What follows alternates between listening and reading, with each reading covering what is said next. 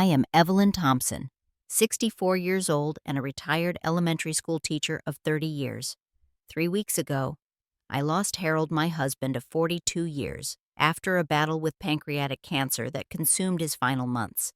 Today, I arrived at the downtown office of Howard Goldman Harold's lawyer for the reading of the will. What I never expected was to find my own sons, James and Thomas, physically blocking the entrance to the conference room. Thomas looked me straight in the eyes and said those cutting words, "You're not mentioned here." They had no idea about the folder I clutched against my chest. Before I continue this story, let me know where you're watching from in the comments below. And if you haven't already, please hit that like button and subscribe for more real-life stories that might just change how you view family relationships. Harold and I met during our sophomore year at Boston University in 1978. I was studying education and he was pursuing finance with dreams of making it big on Wall Street. We were opposites in many ways. I came from a modest family in Minnesota where my father worked at the local paper mill, while Harold grew up in Connecticut with his father serving as a bank executive. Despite our different backgrounds, we connected instantly over our shared love of classic films and long walks through the Boston Public Garden. After graduation, Harold landed an entry-level position at a prestigious investment firm in New York, and I found a job teaching third grade at a public school in Queens. We married in a small ceremony with just our families and closest friends in attendance. Those early years were lean but sweet. We lived in a tiny one-bedroom apartment in Astoria where the radiator clanged all night in winter and the neighbor's television blared through the thin walls. Harold worked long hours trying to climb the corporate ladder while I poured my heart into teaching. We saved every penny possible, dreaming of owning our own home someday. In our 4th year of marriage, James was born. I cut back to part-time teaching to care for him, stretching our budget even further. Harold would come home exhausted, but always made time to hold his son, telling him stories about the mighty skyscrapers where Daddy worked. 2 years later, Thomas joined our family. Our apartment felt even smaller, but our hearts expanded. Harold was promoted around that time, and we finally had enough for a modest down payment on a small house in New Jersey. As the boys grew, I returned to full-time teaching. Our life fell into a comfortable routine. I handled most of the child care and household management while Harold continued his steady rise through the ranks at his firm. He coached the boys' little league teams on weekends, and we took camping trips during summer breaks.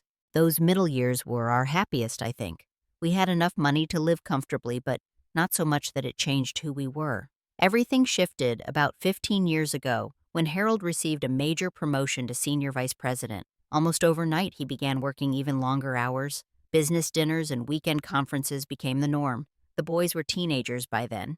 James was 15 and Thomas 13, and they quickly grew accustomed to the perks of their father's new status. Harold started taking them to high-profile sporting events and buying them expensive gifts. I noticed a gradual change in both my sons and my husband. Harold became more distant, not just physically absent, but emotionally withdrawn when he was home. Our conversations revolved around schedules and logistics rather than dreams and feelings. I tried to maintain our connection, planning date nights and weekend getaways, but he would often cancel at the last minute for work emergencies. The boys began to see me as the disciplinarian, the one who still enforced chores and homework, while Harold became the fun provider who appeared with tickets to playoff games and the latest electronics. As James and Thomas entered college, both attending their father's alma mater with his proud financial support, the divide in our family grew more pronounced. Harold would take business trips with the boys during their breaks, introducing them to his colleagues and clients. They spoke a language of investments and market trends that excluded me. I remained proud of all 3 of them, but felt increasingly like an outsider in my own family. When the boys graduated and began their own careers in finance, following directly in their father's footsteps, Harold beamed with pride. He helped James secure a position at his own firm and introduced Thomas to connections that landed him at a prestigious hedge fund. Sunday dinners at our house became strategy sessions where the 3 of them discussed business opportunities and investment moves. I served the meals and cleaned up afterward, listening to conversations I could barely follow. Over the past few years, I noticed Harold having private phone calls with the boys.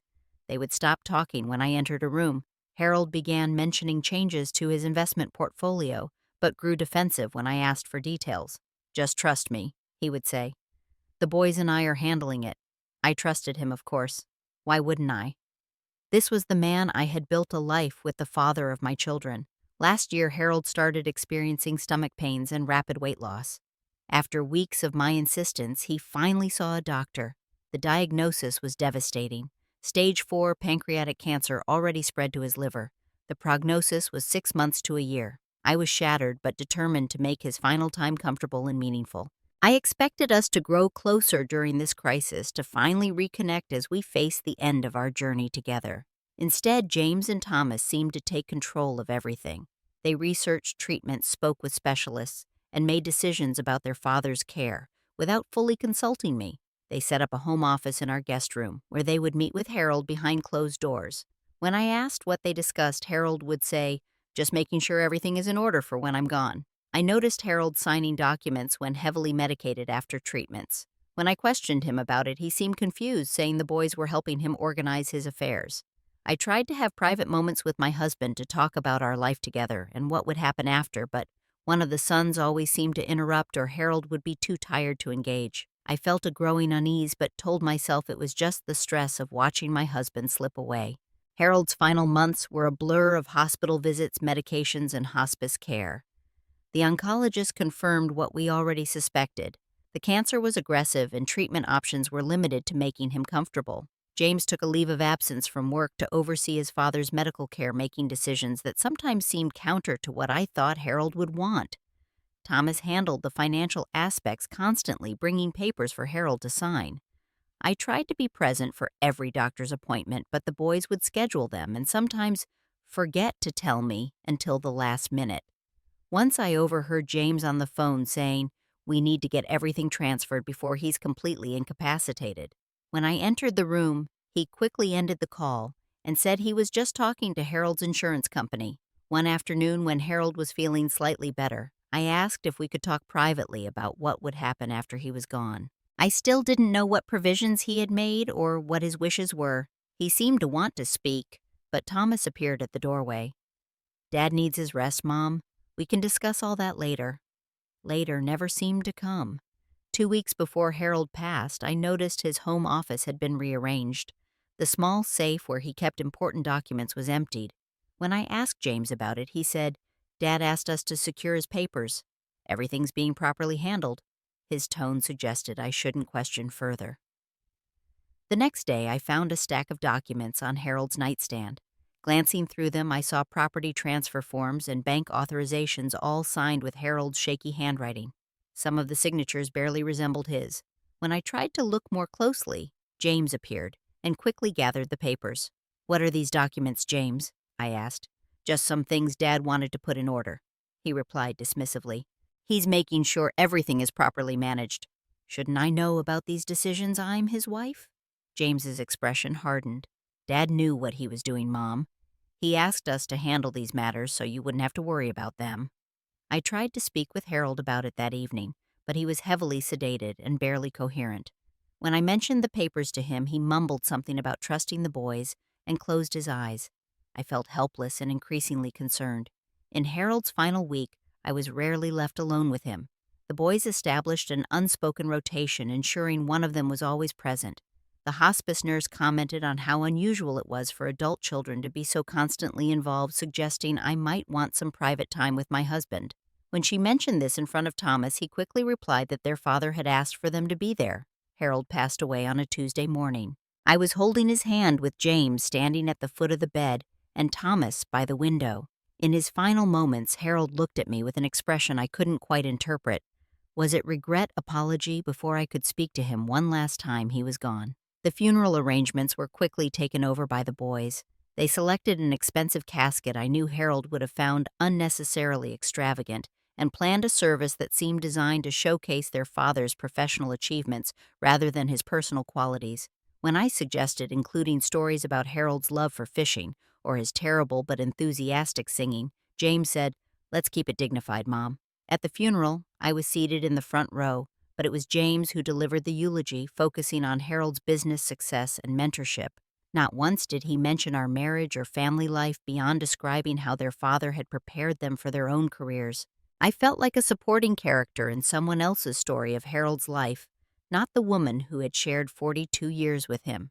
During the reception afterward, Thomas's wife Jennifer approached me while the boys were speaking with Harold's former colleagues.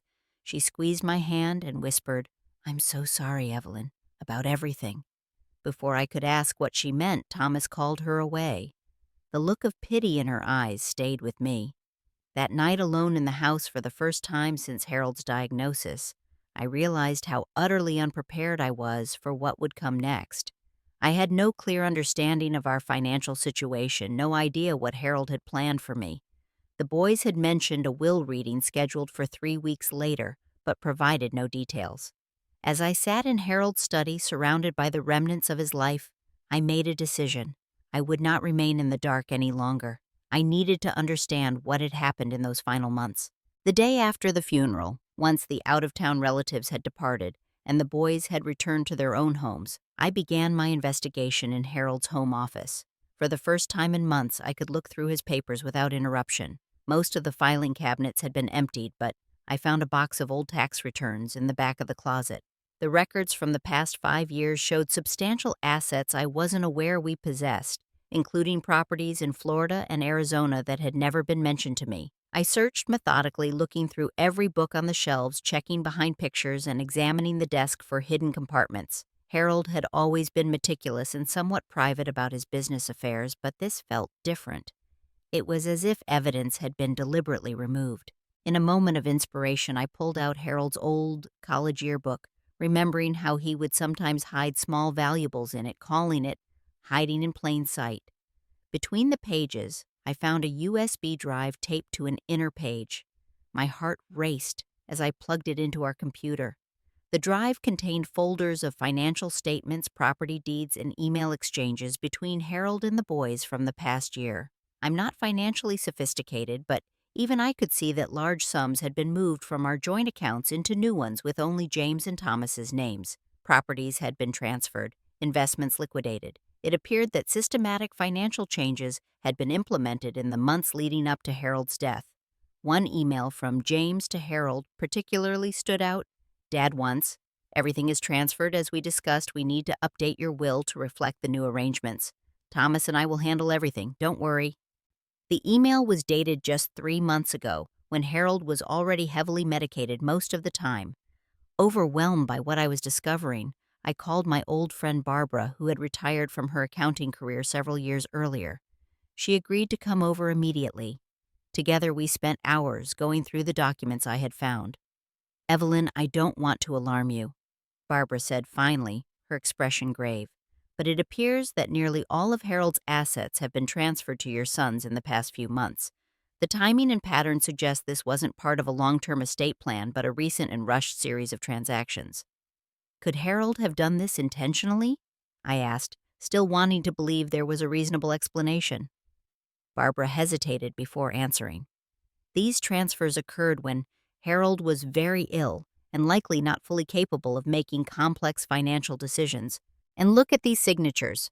They changed dramatically over time, becoming increasingly shaky and inconsistent."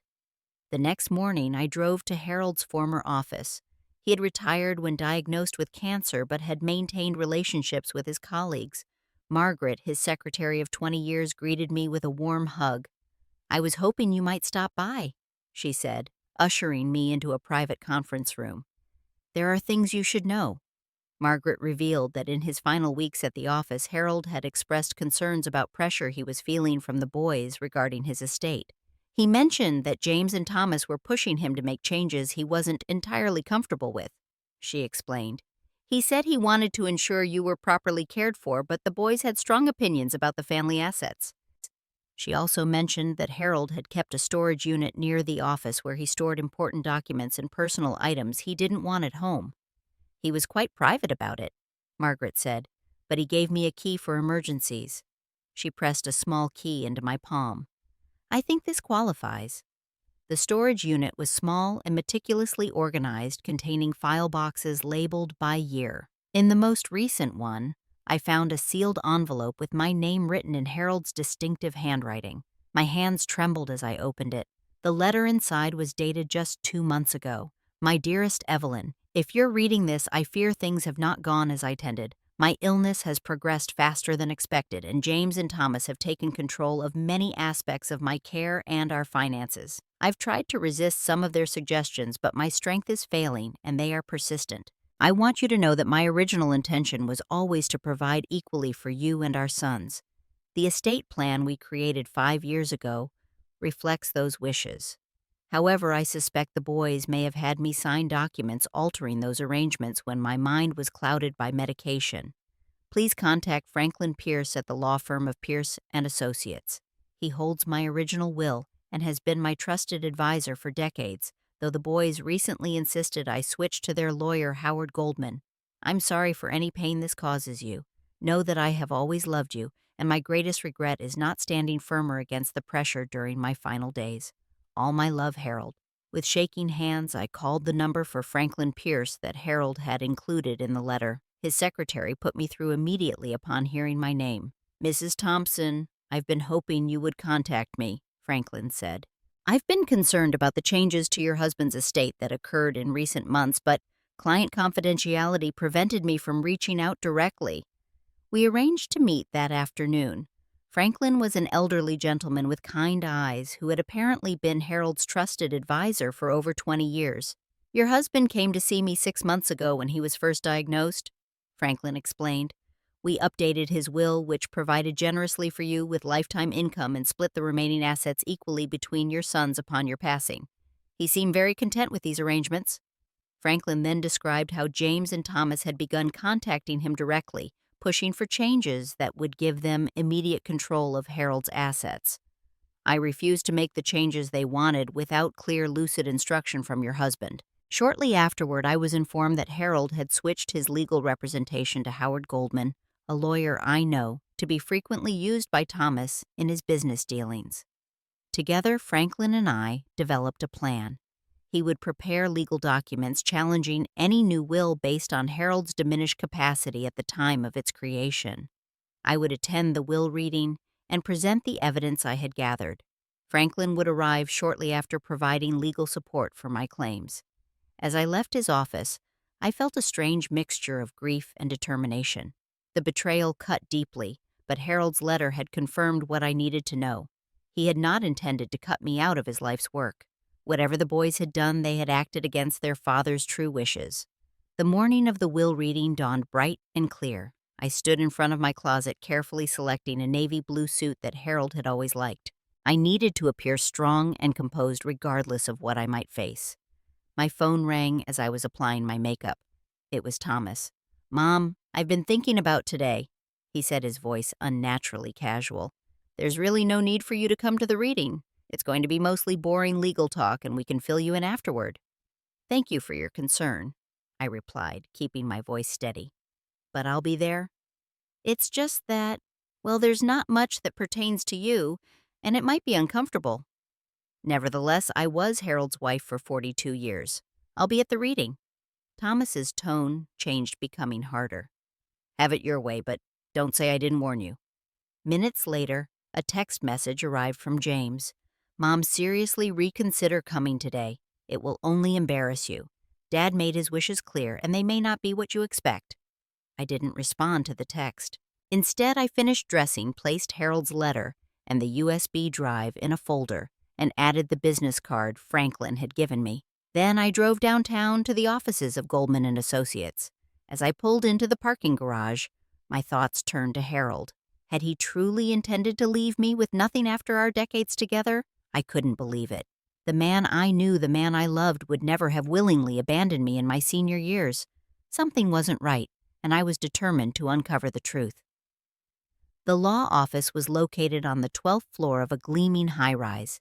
As I approached the bank of elevators in the lobby, I immediately spotted James and Thomas standing there, engaged in quiet conversation. When they saw me, they exchanged glances before moving to intercept me. "Mom," James said, stepping directly in front of me, blocking my path to the elevators. "We need to talk before you go up there." "The will reading starts in 10 minutes, I replied. "We can talk afterward." I tried to step around him, but Thomas moved to his side, effectively creating a barrier. "You're not going to like what you hear up there," Thomas said, his voice low. "The will doesn't even mention you." I felt a chill run through me, but maintained my composure. Then I should definitely attend to understand why. James placed a hand on my arm. Dad finally made some hard decisions in his last months. He restructured everything. Going up there will just embarrass you in front of the extended family. Dad finally saw you for what you were, Thomas added coldly. Just the housewife who contributed nothing to his success. His words stung like a physical blow, but I refused to show it. As I tried again to move past them, a security guard approached, noticing the obvious tension. "Is everything all right here?" he asked. Before I could respond, James turned to him with a practiced smile. "Everything's fine, thank you. Just a family misunderstanding. My mother is confused about an appointment upstairs." "I'm not confused," I stated firmly. "I'm here for my husband, Harold Thompson's will reading at Goldman and Associates on the 12th floor, and my sons are attempting to prevent me from attending." The guard looked uncomfortable, clearly not wanting to get involved in a family dispute. "She's not actually involved in the proceedings," James said smoothly. "There's been a miscommunication." Rather than argue further, I stepped back and pulled out my phone. I called the number for Howard Goldman's office that had been provided in the notification letter. "Goldman and Associates," a receptionist answered. "This is Evelyn Thompson," I said, clearly making eye contact with my sons. "I'm in the lobby for my husband Harold Thompson's will reading, but I'm being prevented from coming upstairs." There was a pause. "One moment, please, Mrs. Thompson." James and Thomas exchanged nervous glances as I waited. A few minutes later, a young woman in a crisp suit emerged from the elevator.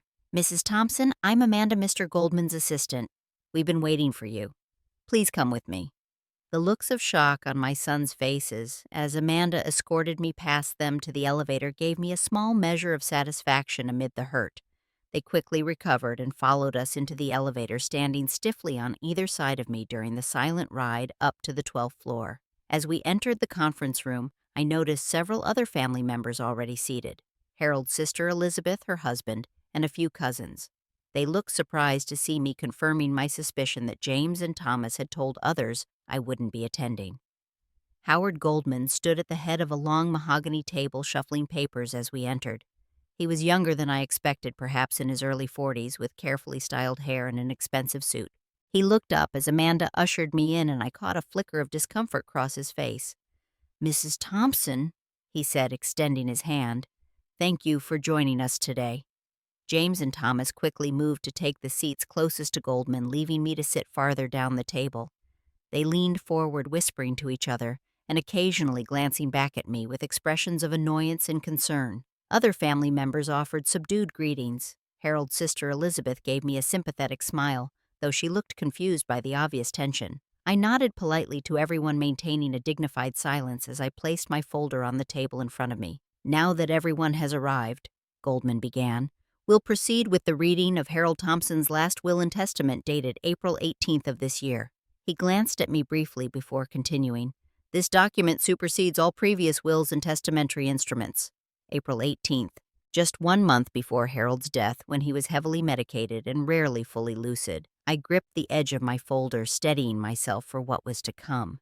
Goldman began reading the formal legal preamble, then moved to the substance of the will. As Thomas had warned, my name was barely mentioned. The will stated that I had been adequately provided for through prior arrangements I knew nothing about, and proceeded to distribute all known assets between James and Thomas. The family home where Harold and I had lived for 30 years was to be sold, with proceeds split between the sons. Harold's investments, retirement accounts, and business interests all went to the boys. Even personal items of significant value, like Harold's collection of antique watches and our art collection, were specifically bequeathed to them. Throughout the reading, I maintained my composure, though each new revelation felt like another betrayal. Thomas occasionally shot triumphant glances in my direction, while James kept his eyes fixed on Goldman, avoiding my gaze. As Goldman finished reading the document, he looked up. "Are there any questions before we discuss the next steps in executing the will's provisions?" James quickly stood. "I think everything is clear. We appreciate your handling of our father's final wishes, Mr. Goldman. I believe we can wrap this up now." "Actually," I said, speaking for the first time since the reading began, "there's something else that needs to be addressed." All eyes turned to me as I opened my folder and removed Harold's letter. I have reason to believe that the will just read does not represent my husband's true final wishes, but rather was created under duress when he was not mentally capable of making such decisions. James scoffed. Mom, this isn't the time for dramatics. The will is perfectly clear. I continued calmly. I have here a letter from Harold written 2 months ago, expressing concern that documents were being placed before him for signature when he was heavily medicated. I handed the letter to Goldman, who read it with a carefully neutral expression. When he finished, I also presented Franklin Pierce's business card. Harold's letter directs me to contact Mr. Pierce, who apparently holds an earlier will that represents Harold's true intentions when he was of sound mind. Goldman's expression changed slightly at the mention of Pierce's name. Franklin Pierce is a highly respected attorney, he acknowledged. This is ridiculous, Thomas interjected. Dad changed lawyers because he wanted to. He was perfectly aware of what he was doing. I removed the USB drive from my folder. I also have financial records showing unusual transfers of assets in the months leading up to Harold's death, transfers made when he was already seriously ill. These records include emails between my sons and my husband that suggest manipulation.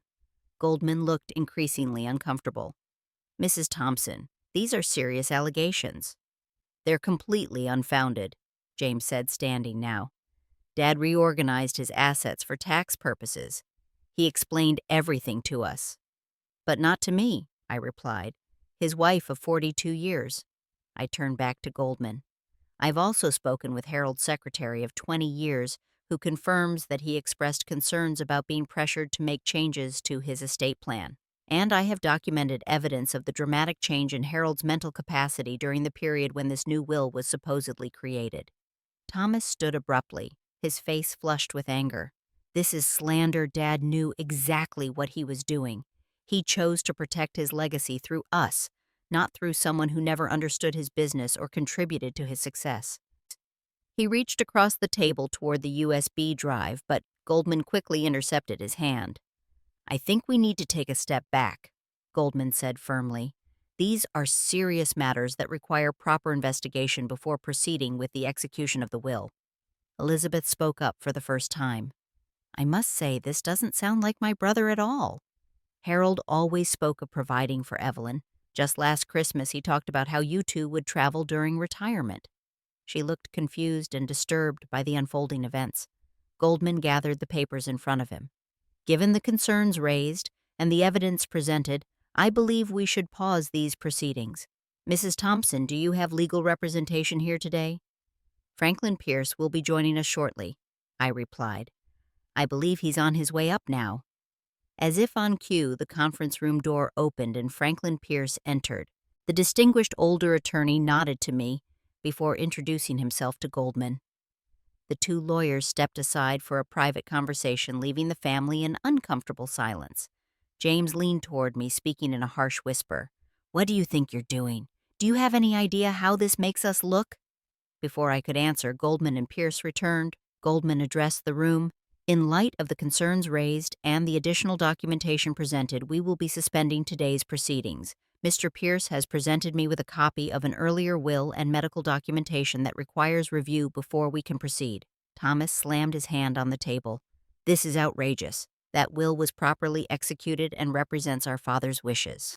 Perhaps, Goldman replied carefully, but given the questions about your father's capacity at the time of signing and the evidence of potential undue influence, we have a legal obligation to investigate before moving forward.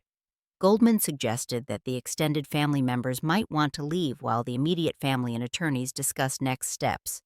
As Harold's relatives filed out, many casting confused and concerned glances back at us, I felt a strange sense of both vindication and profound sadness. This was not how I had imagined honoring Harold's memory.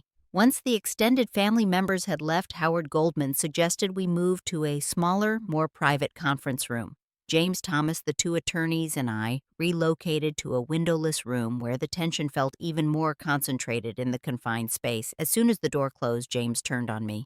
I can't believe you would do this to us to Dad's memory. He worked his entire life to build something for us to carry forward, and now you're trying to tear it apart because you feel entitled to more. This isn't about entitlement, James, I replied calmly. This is about honoring your father's true wishes, not what you pressured him into during his final vulnerable months. You're making that up, Thomas snapped. Dad was perfectly clear about what he wanted. He trusted us to handle his business affairs because we understood them.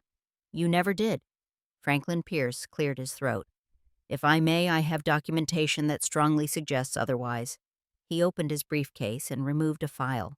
This is Harold Thompson's will, executed 18 months ago, when he was in good health both physically and mentally. It provides lifetime income for Mrs. Thompson from all investment accounts, ownership of the family home, and equal distribution of the remaining assets to both sons upon Mrs. Thompson's passing. He handed copies to Goldman, who reviewed them with a deepening frown.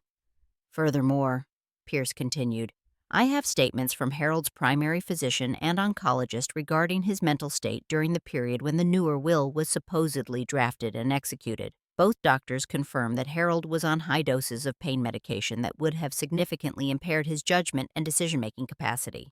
Thomas leaned forward aggressively. This is all speculation and hearsay. We have a legally executed document with Dad's signature.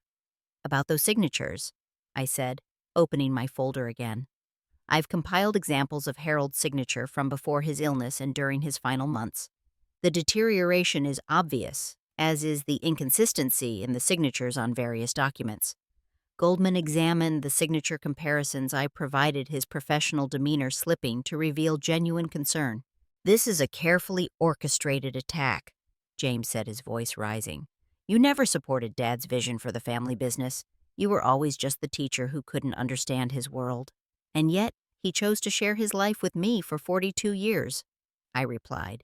He built his success with me by his side, raising your children, maintaining our home, supporting his career, and building the life that gave him the stability to achieve everything he did. Franklin Pierce placed another document on the table.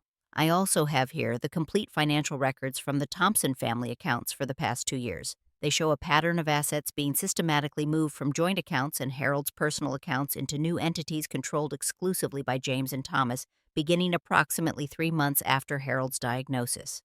The evidence was mounting, and I could see Goldman's professional concern growing. As a lawyer, he was now facing serious ethical questions about his own role in creating the newer will. We were helping Dad reorganize for tax purposes. Thomas insisted, though his voice had lost some of its earlier confidence. Then why were none of these changes discussed with me? I asked. Why the secrecy? Why block me from speaking privately with Harold during his final months? Neither son had a good answer. James attempted to redirect. Dad knew what he was doing. He wanted to protect his legacy. I have one more piece of evidence, I said quietly, placing the USB drive on the table. These are emails between the two of you discussing how to pressure your father into signing documents while he was out of it following his treatments. There's also a detailed spreadsheet tracking which assets had been successfully transferred and which still needed to be moved before, in your words, Thomas, the old man checks out. The color drained from both my sons' faces. They hadn't realized their father had saved these communications. You went through Dad's private emails? James asked, attempting outrage but sounding more desperate than angry. No, I replied. Harold saved them, himself perhaps sensing he might need evidence of what was happening to him. Howard Goldman stood up, his expression now grave. Given what I've seen here today, I cannot in good conscience proceed with executing the will dated April 18th. There are serious questions about Mr. Thompson's capacity at the time of signing and substantial evidence suggesting undue influence. Thomas's demeanor suddenly shifted from aggressive to threatening. If you refuse to execute the valid will, we'll sue your firm for malpractice. We have connections throughout the legal community that could make things very difficult for you. Goldman's expression hardened. Are you threatening me, Mr. Thompson? Because that only strengthens my concerns about the circumstances surrounding this will's creation. James, always more strategic than his brother, placed a restraining hand on Thomas's arm. We've obviously all been under immense stress since Dad's passing. Perhaps we can find a compromise that honors different aspects of his wishes. I shook my head. This isn't about finding a middle ground between valid wishes and manipulation, James. This is about honoring what your father truly wanted when he was capable of expressing it. Franklin Pierce spoke up again. I should also mention that Mrs. Thompson has already filed legal paperwork contesting the April will, on grounds of undue influence and diminished capacity. Given the evidence presented today, I believe any court would rule in her favor." Thomas's facade finally cracked. "You don't understand. I needed that money now, not years from now, when you're gone." His voice had taken on a desperate quality. James shot him a warning look, but Thomas continued, "I've had some financial setbacks, significant ones. Dad promised he would help me if I ever needed it."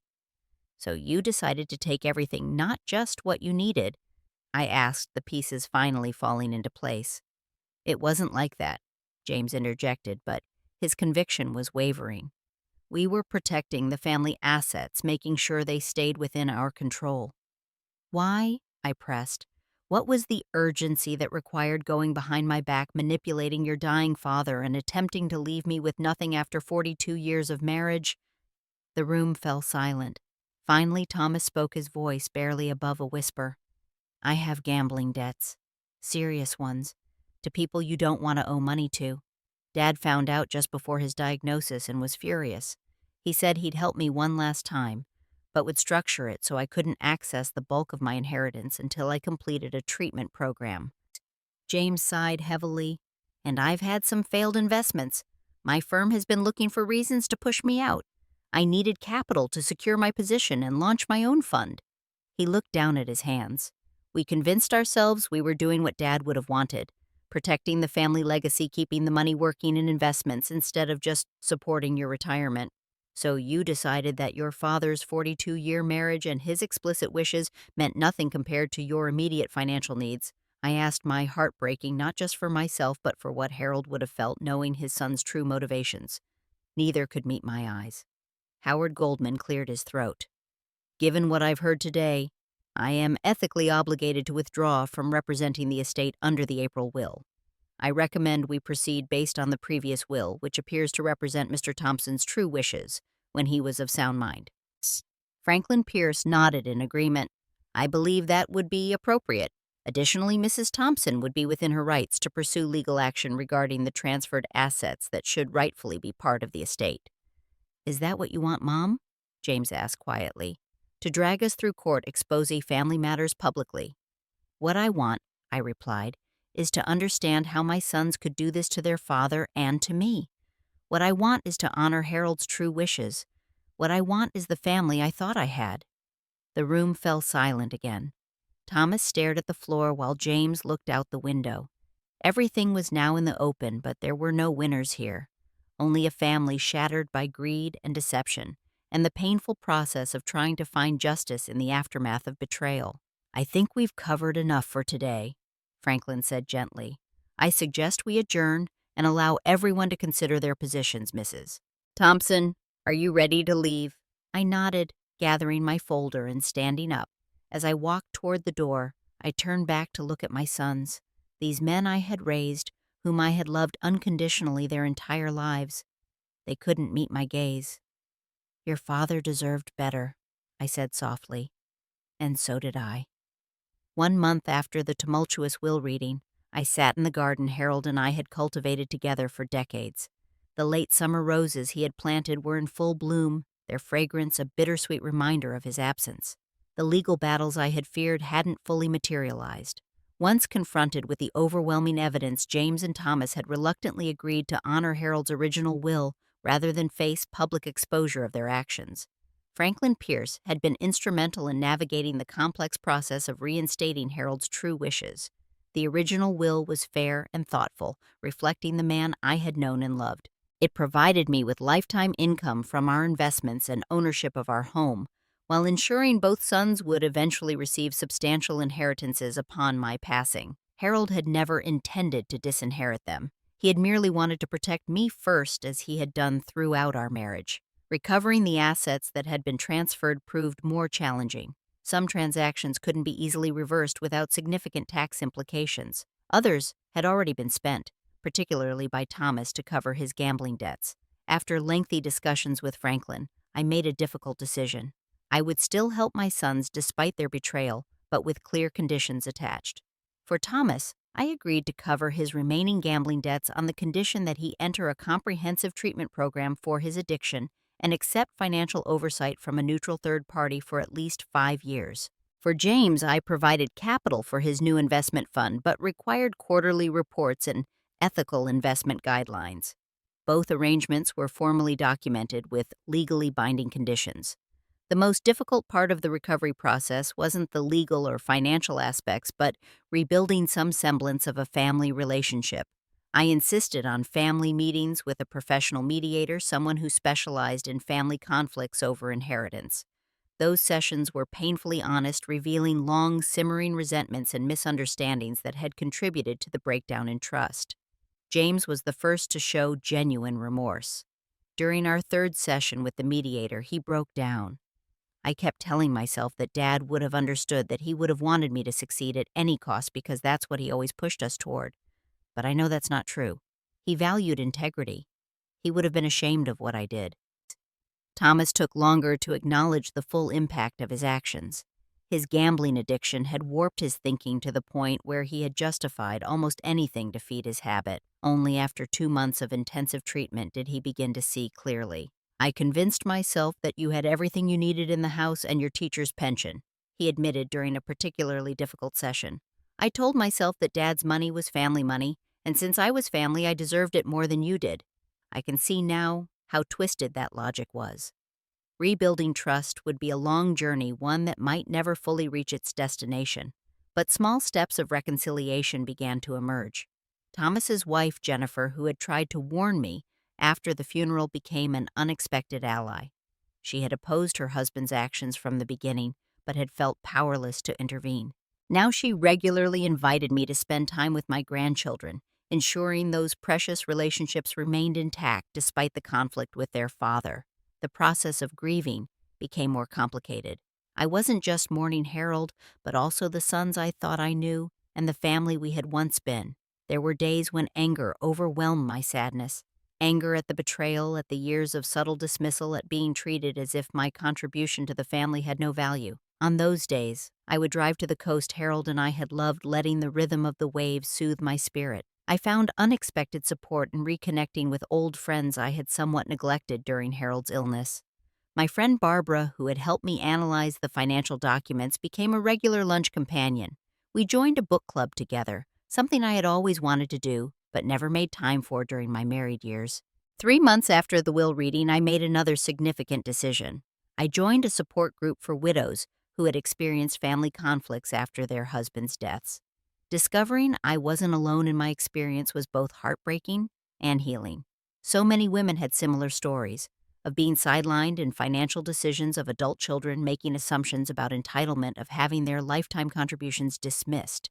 Inspired by my own experience and the stories I heard in the support group, I began volunteering at a legal aid clinic that helped older women navigate estate issues and financial literacy. The work gave purpose to my pain, transforming my personal tragedy into something that might help others avoid similar situations. As the seasons changed, I started to implement some of the dreams Harold and I had shared for our retirement. I booked a trip to Italy, something we had always planned to do together. Going alone was both terrifying and liberating. I found myself making choices I might not have made with Harold. Staying at a small farm instead of a hotel, taking an impromptu cooking class, spending an entire day in a single museum that captured my interest. I also made practical changes to ensure my own financial security would never again be compromised. I became more knowledgeable about our investments, meeting regularly with a financial advisor recommended by Franklin. I updated my own will, creating educational trusts for my grandchildren that would be managed independently from their parents until the children reached adulthood. The family home, once filled with memories both sweet and bitter, began to feel different as I reclaimed spaces that had been primarily Harold's domain.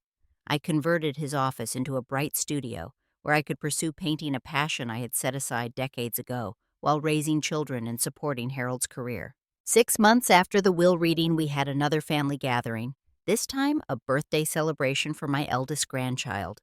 It was the first time we had all been together in a social setting since the conflict.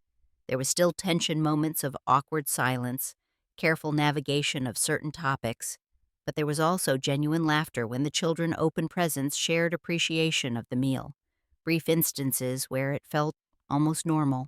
After the party, James lingered behind as the others left. "I know things will never be the same between us," he said.